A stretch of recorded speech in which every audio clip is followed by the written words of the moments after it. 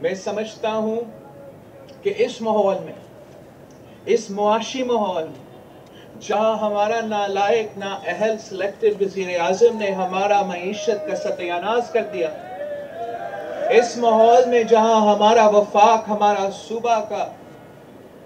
Resources, वसाइल नहीं दिए जा रहे हैं, जब पूरा निज़ाम सारे मुल्क के जो बिजनेस कम्युनिटी है, ब्यूरोक्रेट्स हैं, वो नैब की नैब गर्दी की वजह से काम करने में मुश्किलात का सामना करना पड़ रहा है, इस माहौल में आपने एक दिन में 7 मेगा प्रोजेक्ट्स इफ्तिताह करके ये साबित कर दिया है कि अगर कोई जमात इस मुल्क में है ये जो डिलीवर कर सकती है, अगर कोई हुकूमत है जो इस वक्त इस माहौल में फिर भी काम कर रही है, तो वो पाकिस्तान पीपल्स पार्टी की सिंध हुकूमत है।